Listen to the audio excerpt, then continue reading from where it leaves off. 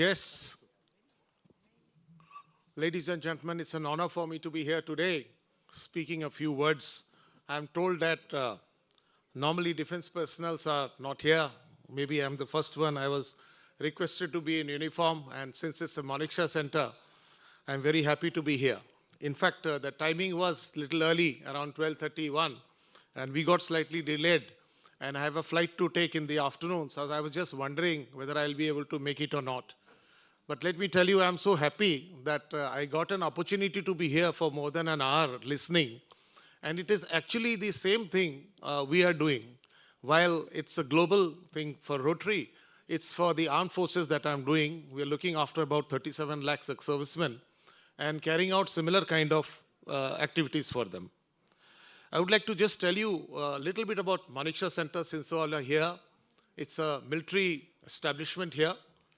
And this, few years back, about 2009-10, we used to have various conclaves, various discussions for the armed forces.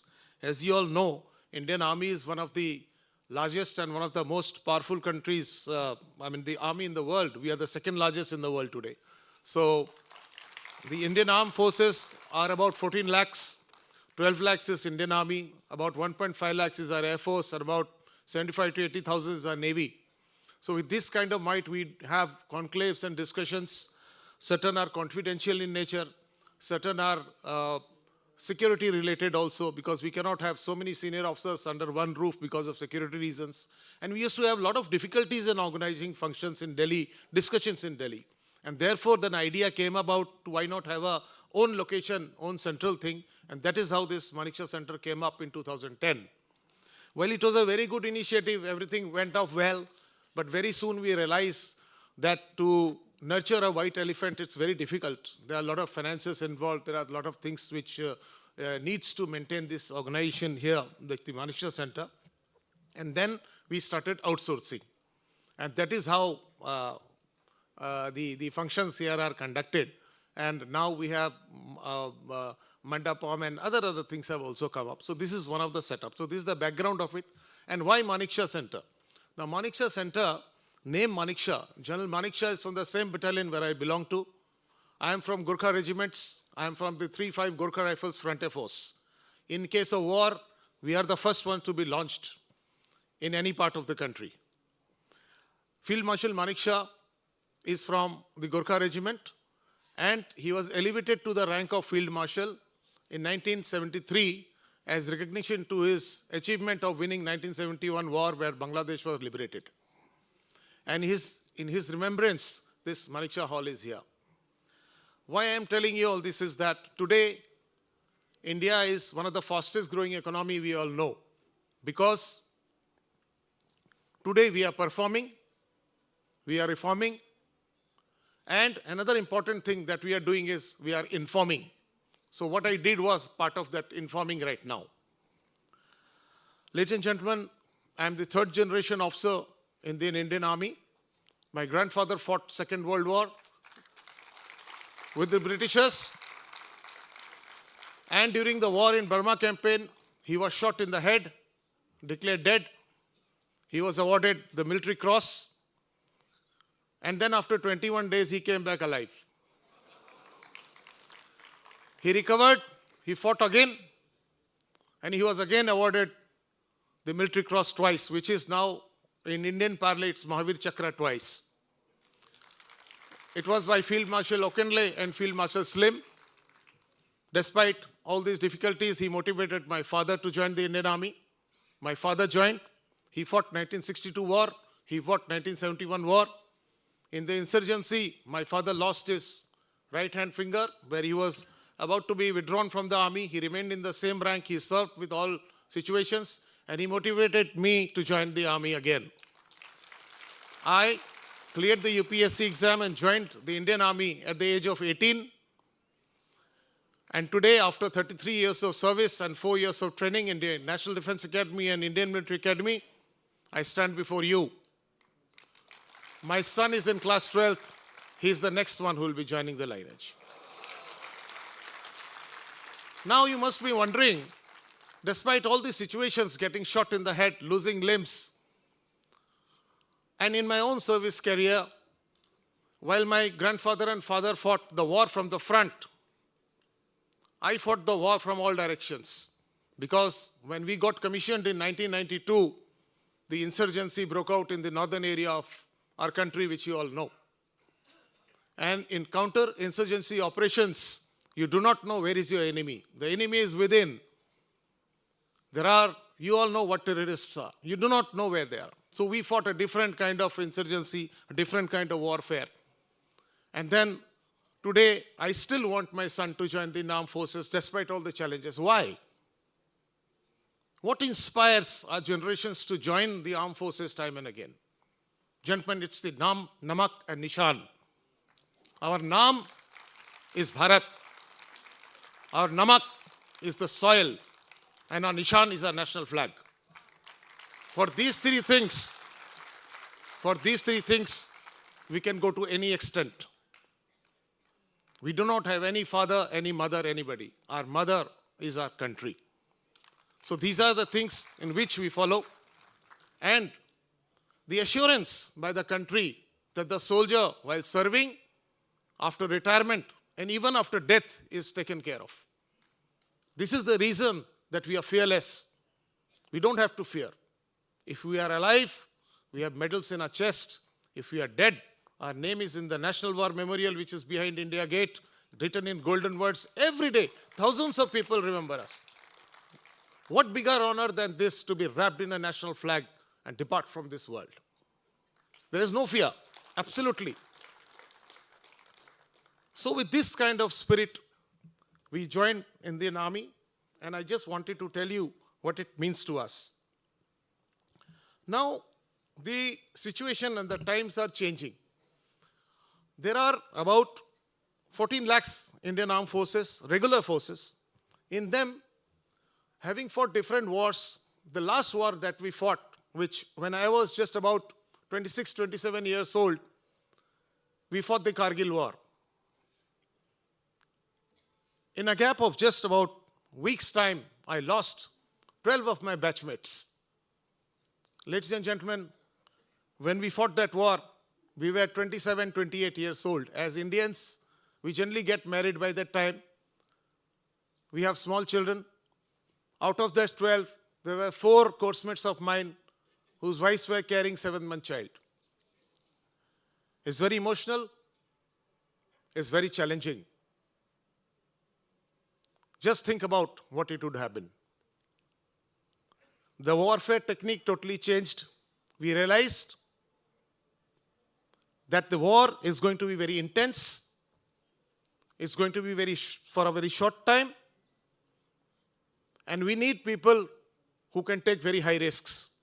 Therefore, the policy of the Indian Army, Navy and the Air Force changed to have a younger army. Why younger? Because younger people can take more risks. And you all know what the war was about. It was all in the media. We required people who can take more risks. We required people who have lesser family responsibilities at that age. And we required people who are very bold and are physically very, very fit to reach those heights. I had the privilege of participating in that war. I was operating in minus 35 to 40 degrees. Because we were young, we could sustain. Now, what was the impact of this change? When this change came, there were some changes which came in the Indian Armed Forces also. Our soldiers were very young. While others used to retire at the age of 50, 55, our soldiers started retiring at the age of 35. Today, the Indian Army soldiers, they retire. They have to leave the armed forces at the age of 33, 34, 35 years. Just imagine yourself what happens at 33, 34 years. While you're in the army, it's very good. You have seen the glamour of Indian Army in Republic Day Parade. You have seen us moving around in peace stations, but not many of you get to see us when we are in the difficult operational areas. India is the only country which offers battlefield in all situations. We operate in plus 50 degrees. We operate in minus 35 degrees. We operate in the jungle terrain of northeast and northern areas, which are totally different. It takes a big toll on our health also. And in these situations, when a Jawan gets retired at the age of 35, just imagine What is the plight with him? What is the social responsibility? How much we expect government to do for us? Such a mighty force we have, such big borders we have. So now the role comes as to what we can do. I'm very happy today that I got this opportunity to be in around the Rotary organization. I'm feeling very good about it. In fact, I had thought I'll give a speech and go away. But I'm so happy that I'm here today. Certain things which have been discussed are really genuine and good. And I'm so happy that you are joining with us in the cervical cancer issue. There are many other things which we are doing. I am looking after 37 lakhs ex-servicemen in India and Nepal. I extensively travel everywhere. And these are the things we need to join hands, pick up good practices, take your support in extending support to our ex-servicemen. We need to look after not only the martyrs, those who have laid their lives, but also to the serving people who have retired, how to re-employ them, how to educate their children, how to empower them. आप सोच के देखिए कि अगर किसी के बच्चे के लिए किसी चीज़ का एश्योरेंस ना हो तो उसकी क्या भावना रहेगी देश की सेवा करने के लिए. How will a person totally dedicate himself to work unless he is totally motivated? This Manekshaw Center, everything that is here has a history. Any picture which you see has a history. Any painting which is there has a history. I'll just narrate you one operational task which the Indian Armed Forces had done. It was in 1962 that we had an aggression from a neighboring country. That was in a place of northern Ladakh area. There's a place called Razangla. That movie is also coming, please spare time to see. In Battle of Razangla, the enemy forces started coming in. Our country was just recovering from 1971 ops, 1965, 64, but you can imagine what was the situation in 1962. And there was a post where there were 122 personnels under a major. Major means about 8 to 9 years service. And when the enemy forces started coming, they started encountering, they had fights. And a time came when the ammunition finished. And there were orders from behind that, okay, if the ammunition is finished, we cannot supply anything more. There is no time, no logistics. Then they said, okay, if that be so, bring artillery fire on us also. That is, there is a system in Indian Army war fighting. When there is nothing left and you are surrounded by everything, you call fire on yourself only. Even if you die, if enemies are getting more inflicted casualties on them, we are ready to sacrifice a life. That situation came. And that fire was brought. They took positions in the bunker. There were a lot of casualties to the enemy. But again, the enemy came across. They fight in a wave system. So if somebody dies, they again come. Then they again came. The fight went on. Then the officer was directed to fall back. Ladies and gentlemen, in Indian Army, we never come back. We are not taught to come back. I don't know how to come back. I'm not been trained to come back. I will never come back. There is no question. There is no question. And you have seen this in all the wars. There is nothing hidden in today's scenario. You can Google. There is never that we have stepped back. We are not taught that. So likewise, that officer, he cut the line, he sustained there. Then they fought with weapons. They fought with their nails. They fought with whatever was there. And when the National War Memorial was coming up here, I was the director in the PMO that time. I had the privilege of making this National War Memorial, which is behind India Gate. Sometimes go and see. That is the time I had to study this. So when I was studying, I went to Kumaon. It was 13 Kumaon Infantry Battalion. I saw the photographs. I'm a soldier. Tears never come on us. But that is the day it came. I was thinking why I am born late. Why I was not born in 1962. Why I was not in that war. How they would have fought. How 122 people fought and killed 3,100 enemies. And the bottom line is that all 122 died. None of them survived. All 122 sacrificed their life. There were so many ways they could have fallen back. They were told to fall back. Nothing would have happened to them. This is Indian Army. This is what we are. And we are because of you all. You all are contributing from your own sides. The kind of respect, the kind of honor, the kind of dignity that you give us. It is because of that we fight fearlessly. We are assured that even if I am gone, my wife, my children will be taken care of. They will be taken care of with a lot of respect and honor. This is true. So therefore, my humble request to you all is that whenever you meet your soldiers, they don't need any money from you. They want respect. We fight for honor. We fight on ethics. In Kargil war, we had so many enemies whose dead bodies were lying there. Not a single person was left behind. We gave them the honor burial. It was in 1971, 93,000 enemy forces were returned to their country. You tell me which country has done in the world like this. हम संस्कारों पे लड़ते हैं, चाहे महाभारत हो, चाहे आज का दिन हो. We fight on ethics. We fight on moral grounds. We never fire at somebody's back. These all are things which are very important for the citizens of the country to know. There was a time when we never came out in open to speak. Never we come out. But now the times have changed. The directions from the government is that our citizens must know. You must read. You must know your history. That is one good thing about the European countries. That is one good thing about wherever I have visited. I have served under United Nations for 2 years, and I have visited more than 18 countries.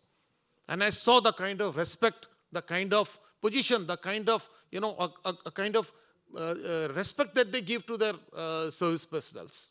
They understand because they are informed about what is happening. In our country, we're not informed. Our citizens did not know. It is just a short time when something is there, they see. Otherwise, they don't know what they're doing. So now, very soon, you will find in your school curriculums, in such forums, we will talk about it whenever we meet. It was an honor for me to be here. I'm really very happy and I look forward to more opportunities. And whatever I can do in my capacity in the government of India till I'm here, I'll put in my best efforts. It was so heartening to see Mr. Barua. The other day, I had some delivery thing was coming. I said, why he had to wear this T-shirt written delivery today? But then I asked him. He said, no, he's the person who built it. It's such a good opportunity. I heard a lady, the way she performed in COVID. I mean, hats off to you. My salute. I thought it's only we, but it is all countrymen who are doing such a wonderful thing. Our best wishes. Thank you very much for inviting me over here. And whenever and whichever way we can support, the Indian Armed Forces are with you. And I hope that we will also get some kind of opportunity to interact with you all and certain projects which you are taking over. I hope you will make us part of it. We had discussions. We had proposed certain things as to what we could do. Cervical cancer thing is a very good thing. There are issues like breast cancers and all for our women. For that also certain equipment is required, certain issues are there. Other issues also we will discuss. And I hope as a team we will take it forward. Thank you very much. Jai Hind. Whoa. What an inspiring moment, sir. A standing ovation is an evidence of the way your speech has touched everybody's heart present here. We request you to stay back on the podium. Thank you, sir.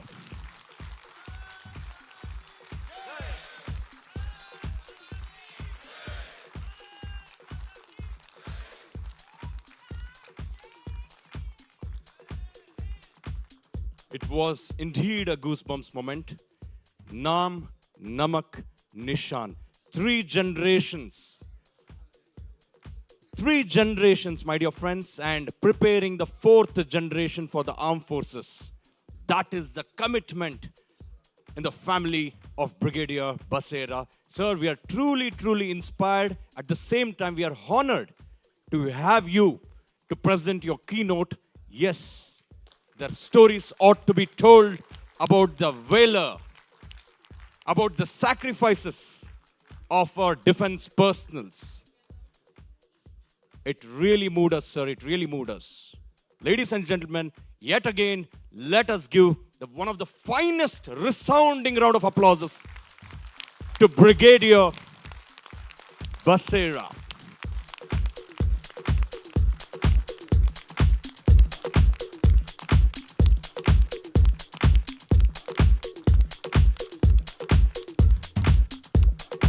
Thanks, sir, for your service to the nation. Thanks for all that you have been doing so that we can take a peaceful nap. Thank you so much for your service.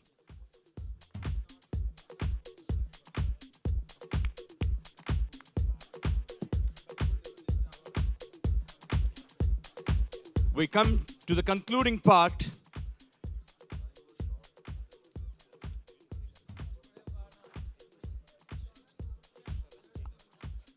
I request our Rotary Institute Chairman, past District Governor Sharad Jain, to please stay on the stage and would like to hear the words of expression from him.